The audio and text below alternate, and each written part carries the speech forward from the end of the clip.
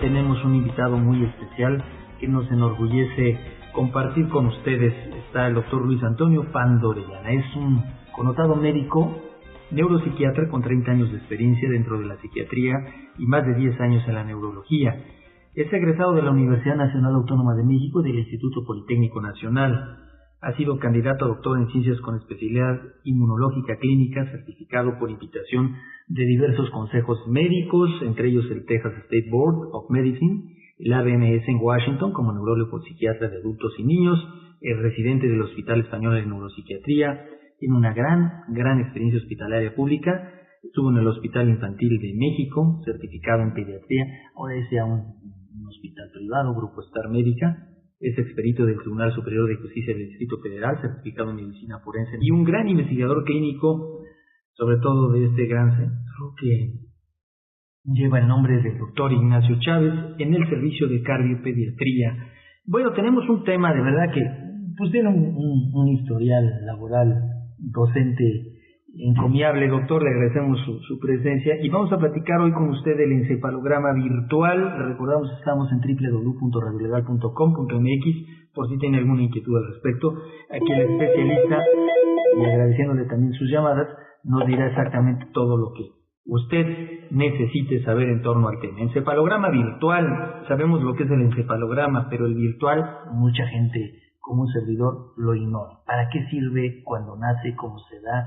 Y si es parte de esta variante pues ya más ancestral como lo es el encefalograma tradicional. ¿Qué es, doctor? Bueno, la electroencefalografía tiene una historia larga. Los registros electroencefalográficos útiles empezaron a aparecer por los años 30 del siglo pasado.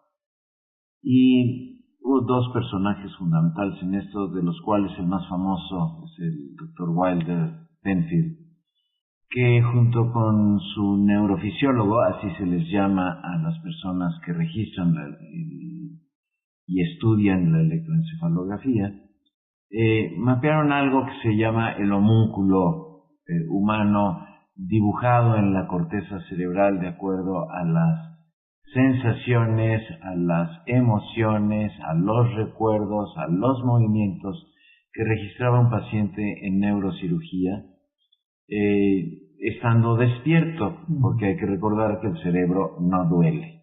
Entonces el paciente puede estar despierto mientras es operado del cerebro. No es lo usual, pero se hizo con fines experimentales en Canadá. Y de ahí se obtuvo este homúnculo que inclusive en los textos de las preparatorias aparece. Este homúnculo dio pie a dos escuelas en la neurofisiología. Las escuelas que buscaban la localización precisa de las alteraciones o de las funciones cerebrales, y la escuela más fisiológica que buscaba entender cómo se daban esos procesos, de la cual derivan las ahora y ya bien conocidas redes neurales, las cuales lo que estructuran a través de la sensopercepción, que es la integración de lo que nuestros sentidos perciben, se integra en el cerebro a manera de hologramas. Esto es, son imágenes tridimensionales que nuestro cerebro reconstruye. Nosotros hace 20 años decidimos, con aportaciones de la Universidad de Harvard, con inquietudes que tenía cuando yo estaba en el Hospital Español y en nuestro propio centro de trabajo, que es el Centro para Atención de Lesiones Cerebrales, quisimos obviar costos de electroencefalografía con el fin de detectar con mayor agilidad y sin, repito, el costo que implica un equipo de esta naturaleza, Supongo que sí. a través de un cuestionario de 100 preguntas, mapear lo que conocemos como síndromes frontotemporales. Los síndromes frontotemporales se refieren a la emoción por el lado del temporal, del lóbulo temporal del cerebro, frente al raciocinio del lóbulo frontal. Ahí hay un equilibrio importante. Y como la mayor parte de los seres humanos presentamos variantes en los síndromes frontotemporales, tanto normales como variantes biológicas, como anormales en términos de conductas de toda índole, pero que van muy dirigidas a los trastornos de la emoción frente a los trastornos del raciocinio, del pensamiento, de la creatividad, de la voluntad, de la autocrítica, de la heterocrítica. Esto nos da entonces una medida muy clara, validada y estandarizada estadísticamente, publicada en la Revista Mexicana de Neurociencias y patentada. Sí, supongo que sí. Y patentada, un cuestionario de 100 preguntas que aparece en alguno de los números de la Revista Mexicana de Neurociencias, que es de la Academia Mexicana de Neurología. Se trabajó entonces a base de neurolingüística y con medidas de electroencefalografía de lo que ahora se conoce como mapas cerebrales. Los mapas cerebrales son imágenes que se obtienen a partir de un electroencefalograma digital de 16 canales para arriba. Canales quiere decir lo que registra un electrodo o cable que se fija en el cuero cabelludo y nos va mapeando región por región e integralmente a base de imágenes qué es lo que está pasando en la corteza cerebral. Entonces obtenemos imágenes virtuales del cerebro en base a estos impulsos. Imágenes que hablan de variantes en la conducta del individuo, en la forma de proceder del individuo, en la forma de aprender del individuo, hasta variantes en el mundo de las epilepsias y el mundo del aprendizaje. Y bien, como usted lo dice, quizás esto se vislumbra desde un inicio en torno a la epilepsia para tener un tratamiento más adecuado, ¿no?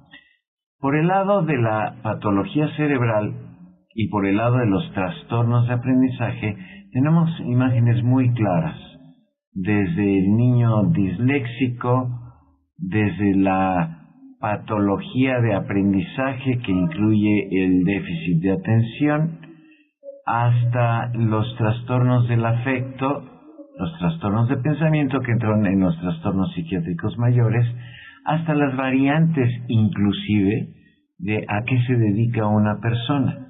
O a qué se debe dedicar. O a qué se debe de dedicar. Funcionalidad adecuadamente. Posteriormente, y a través del Buró de Investigaciones Legales que se interesó mucho en esto, desarrollamos un sistema inteligente que opera a través de Internet. Estas mismas 100 preguntas, que nunca son las mismas 100, que existe un algoritmo que las hace variar continuamente, todo lo que necesitamos es una clave vía Internet, aparece el cuestionario, contestamos y tenemos una calificación que está sustentada en lógica matemática. Y de esta manera obtenemos perfiles de personalidad, perfiles vocacionales, perfiles de anormalidad y variantes normales como para tomar decisiones en el ámbito, vamos a decir, de la seguridad. Hemos insistido mucho en ello, no nos han hecho caso las autoridades, pero es la única medida biológica que existe, el equivalente a electroencefalograma sin que tenga que intervenir un aparato de electroencefalografía. Sí, y esto por ende es mucho menos costoso de lo que pudiera ser una patente de esta dimensión. Y ya tenemos una serie de escritos aquí del vasto auditorio con ciertas inquietudes que iremos canalizando en unos minutos más. Doctor, la genética tiene mucho que ver con relación a muchos procesos dentro del mundo tan inmerso, intenso y variante que es el cerebro humano. Cada cabeza, bien se dice, es un mundo diferente, ¿no? Pero, por ejemplo, en el caso me llamó mucho la atención del síndrome de Asperger, del Asperger como se le conoce en España. Es un síndrome de 1994 para acá, donde la conducta es tan diferente a la adaptación social adecuadamente, entre comillas, como normal en los estándares educativos, y no solo de nuestro país, que muchas veces se piensa que hay algún daño y resulta que no, más bien es una potencialidad dentro del cerebro para ver el mundo diferente, pero con una gran proyección. Este tipo de estudio nos puede ayudar mucho a evitar que se medique una persona por parte de quien dé un diagnóstico erróneo, ¿no? Es correcto. El síndrome de Asperger entra en dos esferas importantes. Dentro del polimorfismo, es decir, que hay muchas variedades de autismos y no debe de asustar la palabra. Sí, digamos porque que es el Asperger, la cara el Asperger del disco, ¿no? es dentro de los autismos el más noble, por así decirlo, el más amigable. Son niños que pueden acudir a la escuela, aprenden normalmente, no exceden la mediana de aprendizaje, pero tienen una conducta poco sociable, tienden al aislamiento, tienden a juegos muy consigo mismos y a veces se confunde con trastornos de conducta diferentes de lo que es el Asperger. El Asperger, los niños pueden estar integrados perfectamente a escuelas normales, pero deben ser identificados para efectos de potencializar sus capacidades que las tienen y ayudarles en la socialización. No es una indicación directa de medicación. Sí, desde luego que exactamente. No. Qué interesante lo que dice nuestro especialista, el doctor Luis Antonio Pando Orellana, porque si usted tiene un pariente que tenga Asperger y cae en manos de quien no es experto en la materia o que tiene un desconocimiento total y le dice, pues medíquelo con tal, usted puede estar dañando a esta persona y evitar su verdadera potencialidad en cuanto a la sociabilización en un futuro. Entonces se me hace que es bien interesante esto que usted lo aclare. Estos instrumentos lo que nos permiten es afinar el diagnóstico y sustentar o documentar la medicación. Si estamos obviamente en el mundo de las epilepsias, hay que medicar. Si estamos en el mundo de las psicosis, entiéndase la pérdida de contacto con la realidad. No hablo de locura porque el término locura es un término popular, no es un término médico. Entonces, si estamos en el ámbito entonces de epilepsias, de psicosis, de ciertos trastornos de aprendizaje, en donde como el déficit de atención se documenta, entonces más puntualmente vamos a poder medicar por el tiempo suficiente, previendo muchas complicaciones y ayudando en la mejor calidad de vida de nuestros hijos. Pero hay contraindicaciones para medicar. Claro, tiene que ser un verdadero psiquiatra, un experto que sepa cómo alinear este tipo de tratamientos. En realidad, frente al mundo de los autismos, nadie sabe qué hacer. Todo el mundo los maneja con antipsicóticos. Y la verdad es que el manejo familiar es lo que más importa en cuanto a entorno. Hablando de la genética, sí, hay aspectos genéticos y muy graves, con trastornos cerebrales muy profundos llamados deficiencias mentales, que sí requieren de ayuda en términos farmacológicos. Pero hay otros que tienen más que ver el entorno familiar, el entorno social, el entorno educativo, para corregir dichos trastornos. Y se les llama trastornos a propósito. No son enfermedades como tal, son disfunciones. Una disfunción, como usted bien dice. Bueno, nada más para que usted tenga un parámetro también. Si hablamos del 2004 que es detectado el síndrome de Asperger, bueno, le voy a dar 3 nombres de personas, imagínese, póngase en los zapatos de los padres de Albert Einstein, que no sabían qué pasaba y lo corrían de las escuelas; Bill Gates, que era visto como un nerd que a nadie le hacía caso. ¿Por qué? Porque su sociabilidad era diferente; Steven Spielberg, y le puedo citar también cualquier cantidad de deportistas y gente célebre, tanto mujeres como hombres. Vamos a hacer una pausa, regresamos, continuamos con el gran tema encefalograma virtual y al regreso nos va a decir el doctor quién se lo puede aplicar, porque muchas veces usted puede tener en casa o en la oficina a una persona con determinadas características diferentes al común denominador, pero que tienen un enorme potencial para acrecentar su negocio y también su propia vida, en este caso, si se le canaliza adecuadamente. Regresamos con el doctor Luis Antonio Pando Orellana. Estamos en www.radiolegal.com. Volvemos.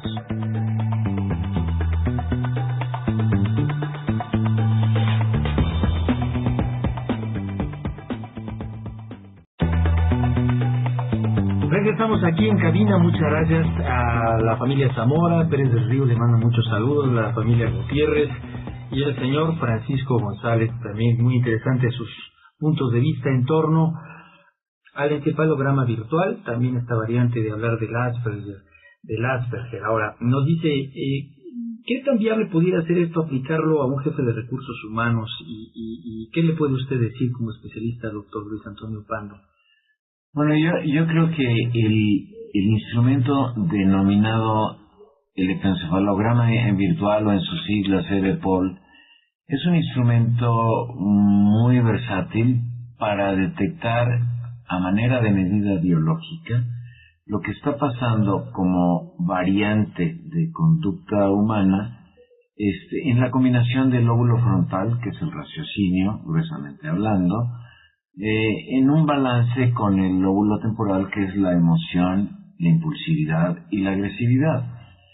Estas combinaciones bien balanceadas generan individuos sanos. Las variantes que puede tener esto pueden determinar qué posición puede ocupar un individuo.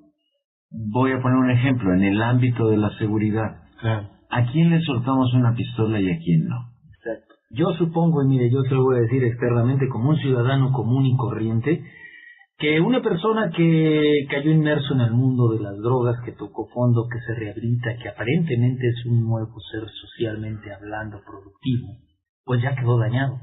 Entonces sería inevitable, incoherente y absurdo soltarle un arma a un policía que tuvo ese padecimiento y que vive día con día con esto.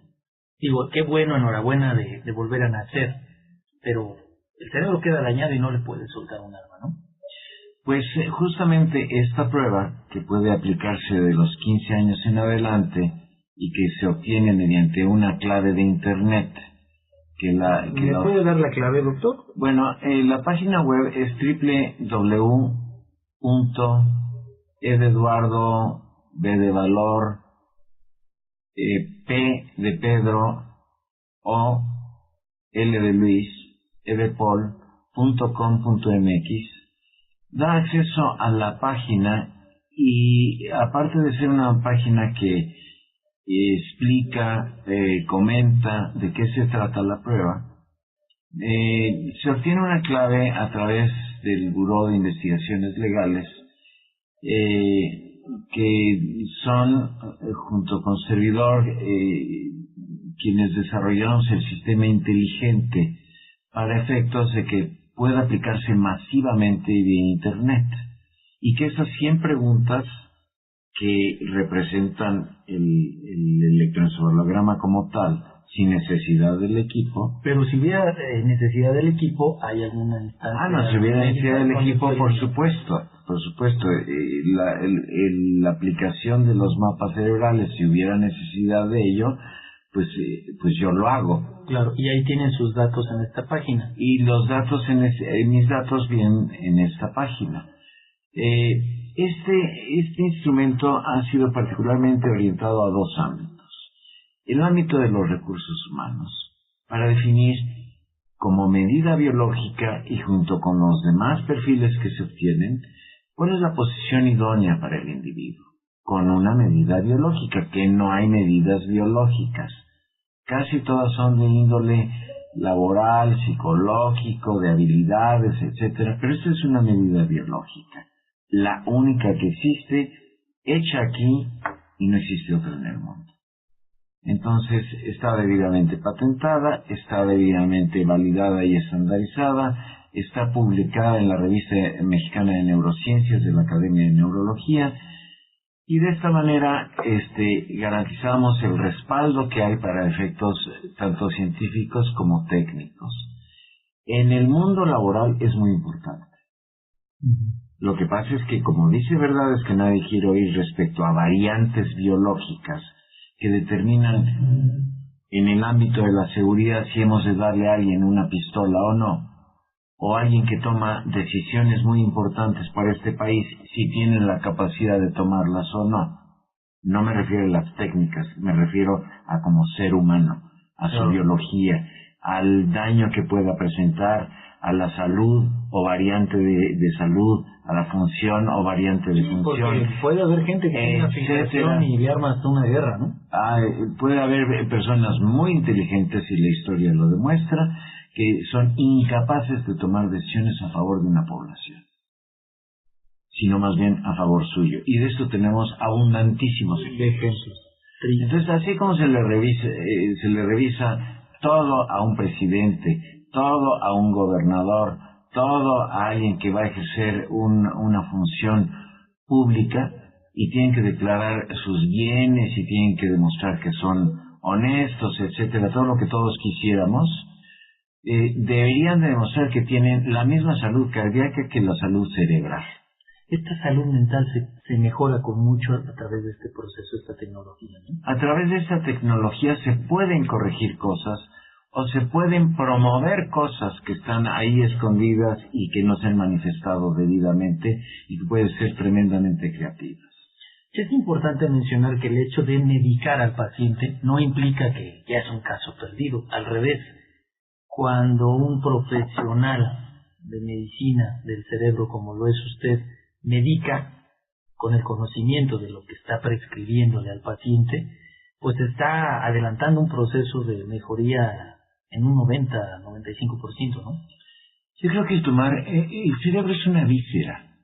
Independientemente de lo que la historia, la filosofía, la teología y todo nos diga, el cerebro es una víscera.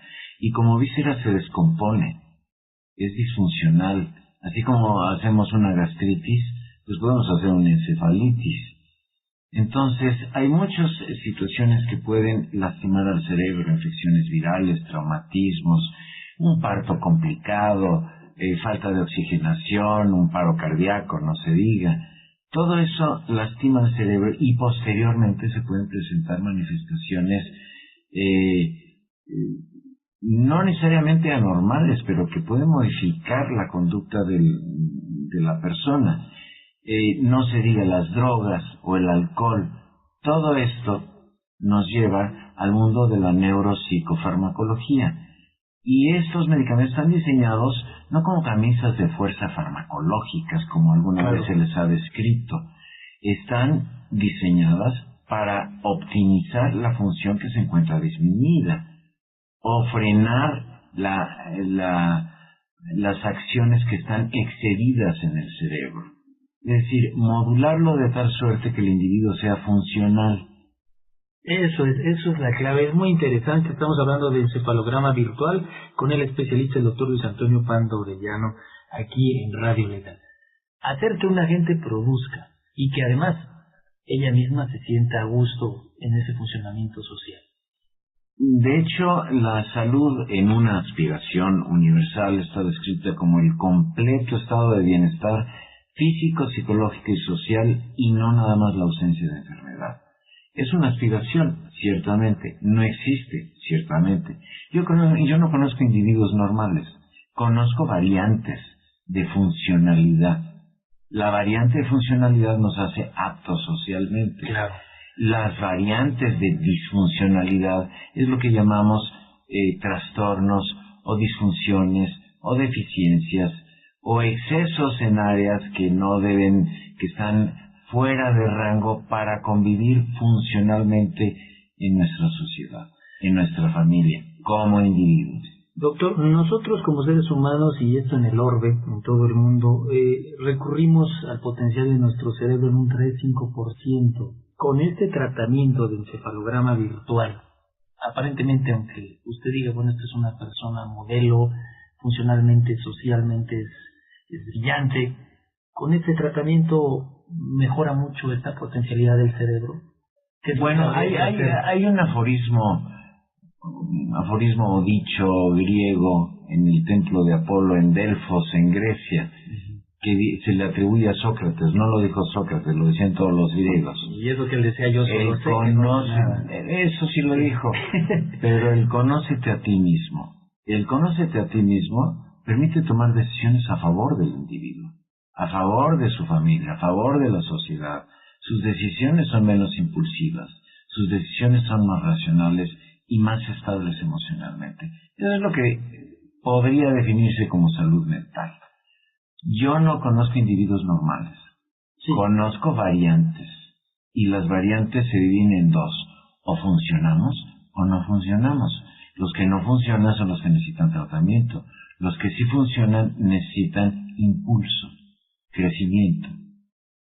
Y así es la intervención de los especialistas en sistema nervioso, promover esa funcionalidad. No estoy hablando de normalidad, porque la normalidad es un criterio estadístico, es lo que dice la mayoría. Por ahí a mis pacientes les pongo un ejemplo un tanto cuanto exagerado, pero les comento, bueno, y si todo el mundo anduviese al desnudo en la calle y yo salgo vestido, ¿quién es el inmoral? Pues la mayoría determina qué es lo normal en una comunidad. Es lo que se conoce como moral, lo que se conoce como ética, lo que es bueno para una comunidad, sea local o mundial. Sí, esos son patrones de conducta. Entonces, que la sociedad va a establecer. Lo que nosotros hacemos es detectar esas variantes y optimizar su funcionalidad. Eso es todo. No declaramos gente enferma o no, nada más. Cuando las personas no comprendidas, y esa disfunción social es muy patente, nos dan una gran lección con sus aportaciones, quizás gran parte de la sociedad entonces abre los ojos hacia ellos. Hablábamos hace unos minutos, y antes del pasado corte, del síndrome de Asperger, por ejemplo, Einstein, Bill Gates, Steven Spielberg y otros más. En el caso de Albert Einstein, que fue corrido de muchas escuelas, que nadie sabía ni por qué, que la mamá lloraba, que no se le veía futuro ni nada, pues nada más hace la teoría de la relatividad, que es la aportación más grande a la humanidad. Pero él tenía, sobre todo le costaba mucho trabajo sociabilizar, pero tenía el cerebro perfectamente conectado para responder. Y hay una anécdota que quiero compartir con el auditorio de Radio Legal y con usted, que un día el presidente estadounidense John Fitzgerald Kennedy lo invita a la Casa Blanca porque iba a ir a la comunidad de Hollywood. Él sabía que estaba enojado porque tenía que ir de smoking, y además sabía que era una reunión insulsa que no le iba a aportar nada. Sin embargo dijo, bueno, pues tendré que acudir, me lo pidió el presidente, y ahí va. Total que llega y se le acerca en determinado momento una gran figura con una belleza indudable, Marilyn Monroe, Norma Jean Baker, su verdadero nombre, y ella le dice así escuetamente lo que él esperaba, pero no tan abruptamente. Le dice, oiga, usted y yo deberíamos de tener un hijo. Lejos de sonrojarse Einstein, ¿sabe qué le contestó? Le dijo, señorita Monroe, piense que podrían hacer al revés. Porque ella le dice, deberíamos de tener un hijo y tendría el mundo así. Cuando un paciente, sin dar nombres y apellidos, evidentemente, recurre a las drogas, por eso se dice, y no es cantaleta, no, sí son malas, le dañan en serio el cerebro, a lo mejor una droga menor, una droga mayor, o alguna cruz o lo que sea, por improvisar o sentirse diferente, o la depresión, etcétera, etcétera, lo hacen y se daña, hay graves consecuencias, ¿no? Platíquenos un caso. Bueno, lo más consumido pues es la cannabis, la marihuana. La marihuana mueve el reloj del lóbulo temporal. Es decir, todos tenemos un tiempo para procesar imágenes. Todos tenemos un tiempo para procesar audición. Y son milisegundos, microsegundos, nanosegundos en lo que procesamos estas imágenes o el sensorio. El tacto, el oído, el olfato, la vista, etcétera. La situación puede ser tan dramática como que he tenido pacientes que en el consumo, y no consumo crónico, en el consumo ocasional de haber consumido marihuana, fragmentan el tiempo de movimiento. Por un lado, se vuelven más lentos en su pensamiento y en su forma de hablar. Pero hay un fenómeno todavía más raro, que es la descomposición del movimiento visto por ellos. Lo describen como ver, o como vemos en las películas, ese efecto de mover un brazo y ver los diferentes tiempos en los que va posicionándose el brazo. Es decir, se hace en cámara lenta. Se congela el movimiento y están viendo el movimiento en todos los tiempos que éste toma, de tal suerte que ven pasado, presente y futuro al mismo tiempo en el movimiento. Y esto puede sonar fascinante, pero imagínense vivirlo todo el tiempo, en donde cada movimiento se descompone. Todo es así como un caleidoscopio de movimientos. Qué duro, ¿eh? Y vivir con ello. Sí, vivir con ello. Y esto puede ser por una pequeña dosis. Ahora, ¿qué pasa cuando por prescripción médica se tiene que darle determinada droga a un paciente? O sea, ¿cómo tener esa medida? Quizás el electroencefalograma virtual ayuda o no, no lo sé. A ver, sí, el electroencefalograma virtual mide cinco parámetros, es decir, mide la psicosis o el mundo de la psicosis, la pérdida de contacto con la realidad. Mide el mundo de las epilepsias en términos conductuales, no de convulsiones. Mide la sensopercepción, que es esto que estamos hablando. Mide la capacidad del individuo de aprender o no. Mide dentro de estos parámetros lo que es la impulsividad, la agresividad, la violencia, el raciocinio. Y mide también el mentir. Vivimos en una sociedad de mentiras. Todo mundo miente a su conveniencia, desde las cifras oficiales hasta en la conversación cotidiana. Todo mundo miente. Es muy importante medir la mentira. Entonces, cuando intervenimos dentro del mundo de las adicciones, la adicción más grande y que no se menciona es la de prescripción. Y sobre todo cuando uno se autorreceta. Y no se dice, por eso hay medicamentos controlados, pero aún así faltan muchos por controlar, que causan alteraciones conductuales, que se parecen a las anfetaminas, que se parecen a los opiáceos, que se parecen, y el individuo acaba lesionado, o acaba provocándose una crisis convulsiva, o acaba dañado en sus procesos sensoperceptuales como el que acabo de describir, o acaba muerto. Y estoy hablando de las drogas, no tanto de prescripción, que también matan. Estoy hablando de las drogas ilegales. Las drogas ilegales, yo he visto estudios de medicina nuclear en donde el cerebro auténticamente es un queso gruyère. Acaba atrofiado, acaba destruido y acaba en una demenciación, que es la deficiencia mental del adulto. Entonces, no es cualquier tema, no es cualquier cosa, no se ha tomado en serio. Los comisionados para las drogas no han hecho bien su trabajo hoy por hoy. Cuando una persona es adicta a una droga y no la deja, puede tener alguna excusa que él sabe que no es tan benéfica, pero es su excusa. Por ejemplo, en el mundo de la investigación médica, y por así decirlo, Sigmund Freud, ¿no?, el padre del psicoanálisis, es obvio, y mucha gente lo sabe, que era adicto a la cocaína. Ha de haber tenido el tabique nasal perforado, porque lo hacía habitualmente en una época donde ni siquiera había avances médicos para tratar de rehabilitar a una persona así. ¿Por qué lo haría? ¿Usted cree que...? Por una adicción física, porque la cocaína se adhiere a una cosa que se llaman receptores opiáceos. Es decir, son receptores del placer, son receptores que motivan a hacer cosas, que motivan a la gente a estar de buen humor, que la prenden, como se dice, para hacer cosas y sentirse muy bien. Pero tienen un rebote. Y el rebote es la depresión. Y la depresión son tan profundas que se pueden suicidar. Entonces, la adicción física que se ocasiona obliga ya no a buscar ese efecto, sino nada más a sentirse normal, hay que consumirlo. Esa es la adicción física real. Sí, en suma, y ese es el peligro. Creo entender, para una investigación, y en el caso de que aunque haya sido una eminencia, Freud, para llevar una vida normal no es necesario recurrir a las drogas. Freud decía, en El malestar de la cultura, que para vivir esta sociedad había que estar loco o intoxicado. Bueno, Freud yo creo que vivió intoxicado, sin embargo era un genio. Sí. Y yo creo que la locura que vivimos ciertamente es locura.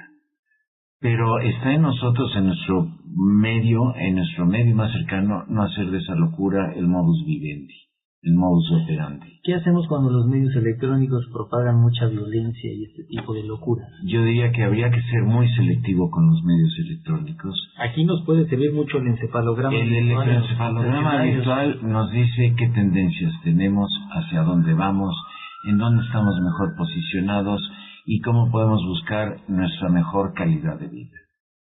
Yo creo que es algo sumamente atractivo. Vamos a seguirle pidiendo a usted que nos haga favor de seguir acompañando, valga la redundancia, en esta mesa, en posteriores eventos, para seguir ampliando todo esto en torno a sus investigaciones.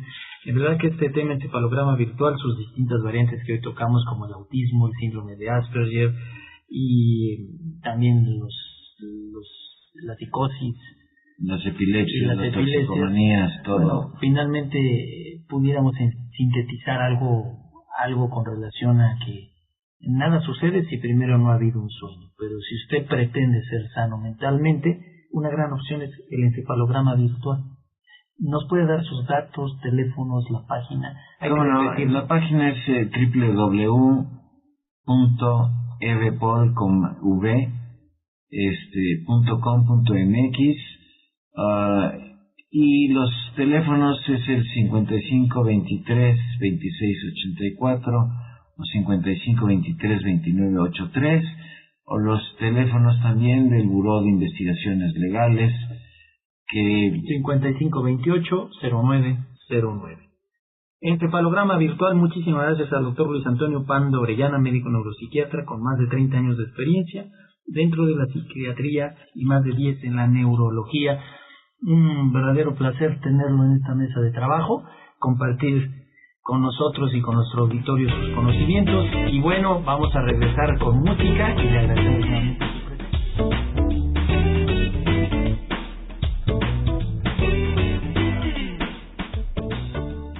Todo el mundo los maneja con antipsicóticos. Y la verdad es que el manejo familiar es lo que más importa en cuanto a entorno.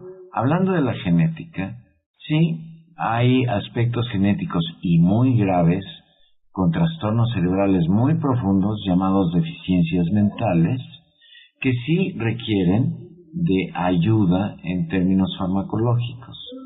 Pero hay otros que tienen más que ver el entorno familiar, el entorno social, el entorno educativo para corregir dichos trastornos. Y se les llama trastornos a propósito. No son enfermedades como tal, son disfunciones. Una disfunción, como usted bien dice. Bueno, nada más para que usted tenga un parámetro también. Si hablamos del 2004 que es detectado el síndrome de Asperger, bueno, le voy a dar 3 nombres de personas. Imagínese, póngase en los zapatos de los padres de Albert Einstein, que no sabían qué pasaba y lo corrían de las escuelas. Bill Gates, que era visto como un nerd que a nadie le hacía caso.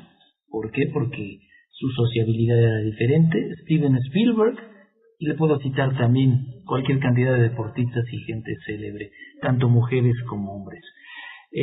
Vamos a hacer una pausa, regresamos, continuamos con el gran tema encefalograma virtual, y al regreso nos va a decir el doctor quién se lo puede aplicar, porque muchas veces usted puede tener en casa o en la oficina a una persona con determinadas características diferentes al común denominador, pero que tienen un enorme potencial para acrecentar su negocio y también su propia vida, en este caso, si se le canaliza adecuadamente. Regresamos con el doctor Luis Antonio Pando Orellana. Estamos en www.radiolegal.com. Volvemos. Regresamos aquí en cabina. Muchas gracias a la familia Zamora, Pérez del Río le manda muchos saludos, la familia Gutiérrez y el señor Francisco González, también muy interesante sus puntos de vista en torno al encefalograma virtual, también esta variante de hablar del Asperger. Ahora, nos dice, ¿qué tan viable pudiera ser esto aplicarlo a un jefe de recursos humanos? ¿Y qué le puede usted decir como especialista, doctor Luis Antonio Pando? Bueno, yo creo que el instrumento denominado electroencefalograma en virtual o en sus siglas EDPOL es un instrumento muy versátil para detectar a manera de medida biológica lo que está pasando como variante de conducta humana en la combinación del lóbulo frontal, que es el raciocinio, gruesamente hablando, en un balance con el lóbulo temporal, que es la emoción, la impulsividad y la agresividad. Estas combinaciones bien balanceadas generan individuos sanos. Las variantes que puede tener esto pueden determinar qué posición puede ocupar un individuo. Voy a poner un ejemplo en el ámbito de la seguridad. Claro. ¿A quién le soltamos una pistola y a quién no? Exacto. Yo supongo, y mire, yo se lo voy a decir externamente como un ciudadano común y corriente, que una persona que cayó inmerso en el mundo de las drogas, que tocó fondo, que se rehabilita, que aparentemente es un nuevo ser socialmente hablando, productivo, pues ya quedó dañado. Entonces sería inevitable, incoherente y absurdo soltarle un arma a un policía que tuvo ese padecimiento y que vive día con día con esto. Digo, qué bueno, enhorabuena de volver a nacer, pero el cerebro queda dañado y no le puedes soltar un arma, ¿no? Pues justamente esta prueba, que puede aplicarse de los 15 años en adelante y que se obtiene mediante una clave de Internet. ¿Me puede dar la clave, doctor? Bueno, la página web es www.eduardo, B de valor, P de Pedro, O, L de Luis, edepol.com.mx. Da acceso a la página y aparte de ser una página que explica, comenta de qué se trata la prueba, se obtiene una clave a través del Buró de Investigaciones Legales, que son, junto con servidor, quienes desarrollamos el sistema inteligente para efectos de que pueda aplicarse masivamente vía Internet, y que esas 100 preguntas que representan el electroencefalograma como tal, sin necesidad del equipo. Pero si hubiera necesidad del equipo, ¿hay alguna instancia? No, si hubiera necesidad del equipo, por supuesto. La aplicación de los mapas cerebrales, si hubiera necesidad de ello, pues yo lo hago. Claro, y ahí tienen sus datos en esta página. Y los datos mis datos vienen en esta página. Este instrumento ha sido particularmente orientado a dos ámbitos. El ámbito de los recursos humanos, para definir como medida biológica y junto con los demás perfiles que se obtienen, cuál es la posición idónea para el individuo, con una medida biológica, que no hay medidas biológicas. Casi todas son de índole laboral, psicológico, de habilidades, etcétera, pero esta es una medida biológica, la única que existe, hecha aquí, y no existe otra en el mundo. Entonces, está debidamente patentada, está debidamente validada y estandarizada, está publicada en la Revista Mexicana de Neurociencias de la Academia de Neurología, y de esta manera garantizamos el respaldo que hay para efectos tanto científicos como técnicos. En el mundo laboral es muy importante.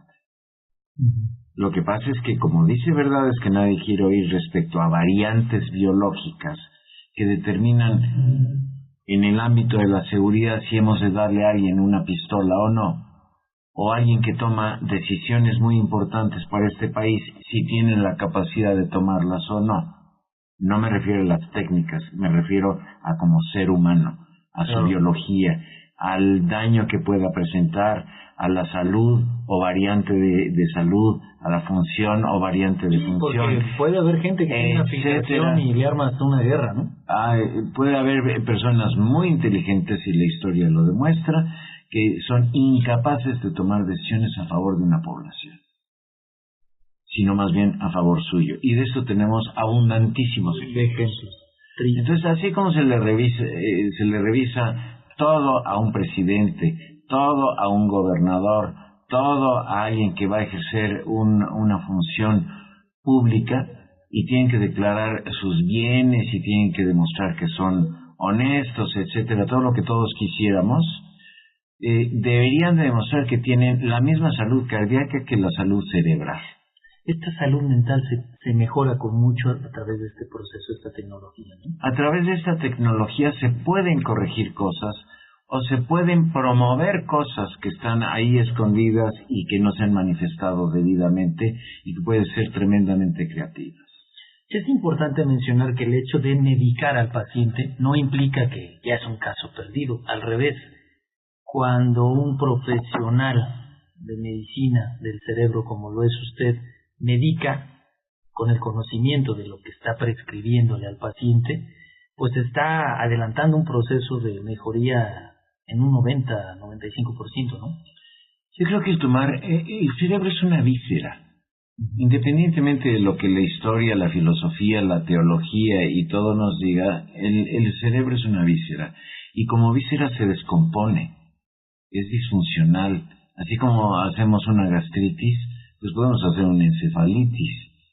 Entonces, hay muchas situaciones que pueden lastimar al cerebro, infecciones virales, traumatismos, un parto complicado, falta de oxigenación, un paro cardíaco, no se diga. Todo eso lastima al cerebro y posteriormente se pueden presentar manifestaciones no necesariamente anormales, pero que pueden modificar la conducta de la persona. No se diga las drogas o el alcohol. Todo esto nos lleva al mundo de la neuropsicofarmacología. Y estos medicamentos están diseñados no como camisas de fuerza farmacológicas, como alguna vez se les ha descrito. Están diseñadas para optimizar la función que se encuentra disminuida o frenar las acciones que están excedidas en el cerebro. Es decir, modularlo de tal suerte que el individuo sea funcional. Eso es la clave, es muy interesante. Estamos hablando de encefalograma virtual con el especialista, el doctor Luis Antonio Pando Orellano, aquí en Radio Legal. Hacer que una gente produzca y que además ella misma se sienta a gusto en ese funcionamiento social. De hecho, la salud en una aspiración universal está descrita como el completo estado de bienestar físico, psicológico y social, y no nada más la ausencia de enfermedad. Es una aspiración, ciertamente. No existe, ciertamente. Yo no conozco individuos normales. Conozco variantes de funcionalidad. La variante de funcionalidad nos hace aptos socialmente. Claro. Las variantes de disfuncionalidad es lo que llamamos trastornos o disfunciones o deficiencias o excesos en áreas que están fuera de rango para convivir funcionalmente en nuestra sociedad, en nuestra familia, como individuos. Doctor, nosotros como seres humanos, y esto en el orbe, en todo el mundo, recurrimos al potencial de nuestro cerebro en un 3-5%. Con este tratamiento de encefalograma virtual, aparentemente, aunque usted diga, bueno, esta es una persona modelo, funcionalmente, socialmente es brillante, con este tratamiento mejora mucho esta potencialidad del cerebro. Bueno, hay un aforismo o dicho griego en el templo de Apolo en Delfos, en Grecia, que se le atribuye a Sócrates. No lo dijo Sócrates, lo decían todos los griegos. Y eso que él decía, yo solo sé que no sé nada. Eso sí lo dijo, pero el conócete a ti mismo. El conócete a ti mismo permite tomar decisiones a favor del individuo, a favor de su familia, a favor de la sociedad. Sus decisiones son menos impulsivas, sus decisiones son más racionales y más estables emocionalmente. Eso es lo que podría definirse como salud mental. Yo no conozco individuos normales, sí. Conozco variantes, y las variantes se dividen en dos: o funcionamos o no funcionamos. Los que no funcionan son los que necesitan tratamiento. Los que sí funcionan necesitan impulso, crecimiento.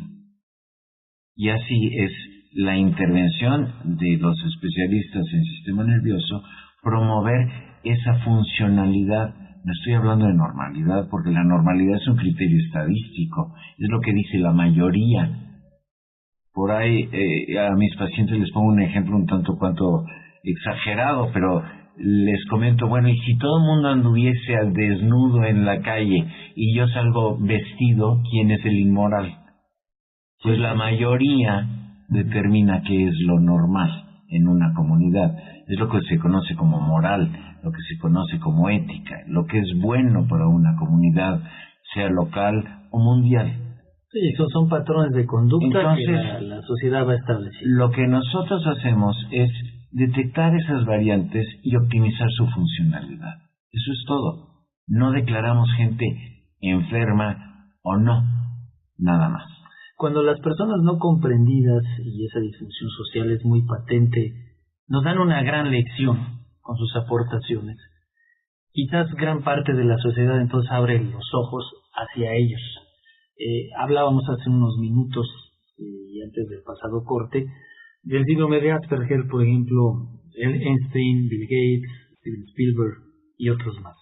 En el caso de Albert Einstein, que fue corrido de muchas escuelas, que nadie sabía ni por qué, que la mamá lloraba, que no se le veía futuro ni nada, pues nada más hace la teoría de la relatividad, que es la aportación más grande a la humanidad. Pero él tenía, sobre todo le costaba mucho trabajo sociabilizar, pero tenía el cerebro perfectamente conectado para responder.